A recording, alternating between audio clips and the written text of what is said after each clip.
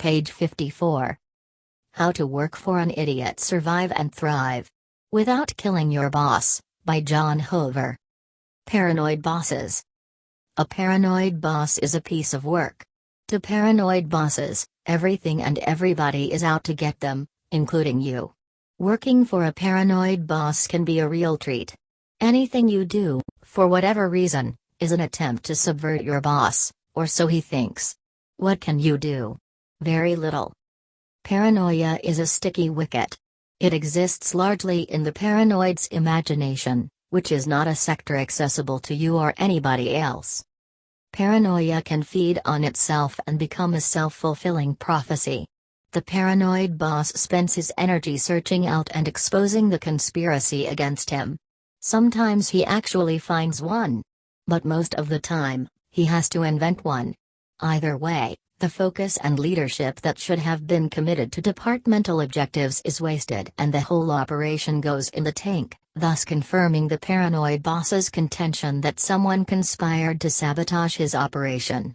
He doesn't need to have any evidence, only a failed operation. That's enough to feed the paranoia until next time. Escaping the paranoid boss is not hard. If you can make him believe you are part of the conspiracy, he will do everything he can to have you punished, which in most organizations will result in your transfer because termination is such a litigious exposure these days and everybody knows he's paranoid anyway. Although it's ethically suspect, you might want to try coughing at meetings. Your paranoid boss will immediately stop whatever he's doing and say, "What? What's going on?"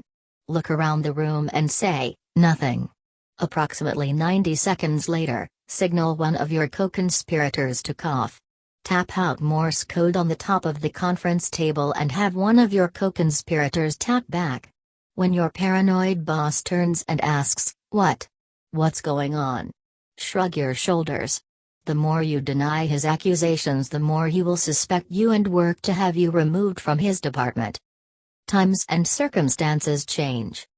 For most professionals, the employment landscape is nearly unrecognizable from what it was a few years ago. Industry-wide fiscal setbacks, corporate cutbacks, and downsizing often limit the options you once had to move easily and freely around the organization. If escaping your paranoid boss is not as easy as you had hoped, you can employ tactics to make the relationship tolerable. Recommendation 1. Keep your activities in plain sight.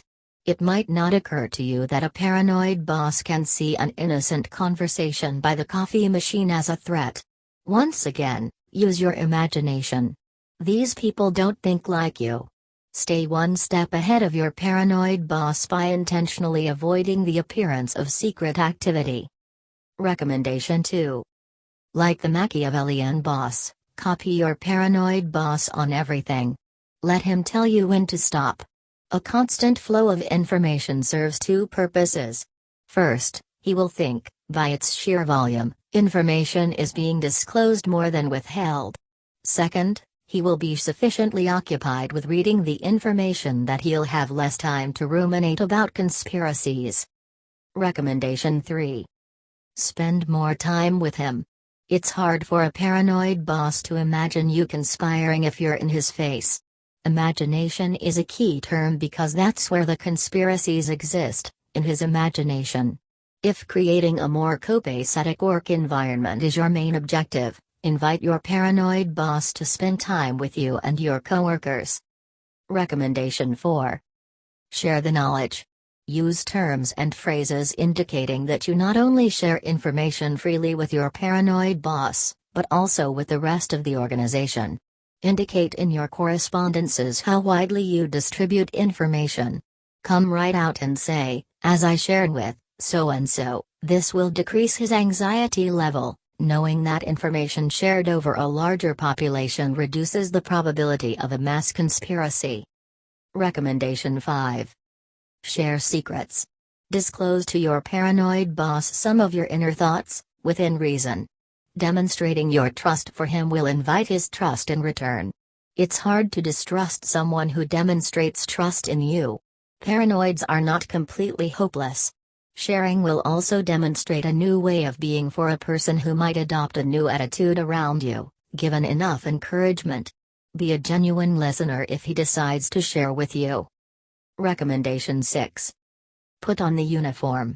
Rather than herd out of the office for the company softball game, which your paranoid boss will interpret as a sure sign you're all on your way to an underground meeting, put on your softball uniforms first. Not that you can't conspire against your paranoid boss while dressed in softball uniforms, but it at least appears that you're doing something legitimate. And of course invite him to come to the game. If he doesn't, bring pictures and a post-game report to the office the following morning. Well, like any other personality disorder, you have no real control over a paranoid boss. But you can do a great deal to influence the environment in a positive way. That much power you do have. Deciding not to intentionally do things to shape your environment the way you prefer it to be will help bring about the environment you don't want. Inaction around the office is not innocuous. Since you're already convinced that your boss is an idiot, now you just have to find a way to manipulate his behavior. Remember that the bosses usually have several people in their charge, and that they are busy monitoring the performance of everyone. The boss cannot be 100% attentive to all the details. If it is not easy for one to be transferred to another department, there is the option to take things in peace with the idiot boss. Page 57.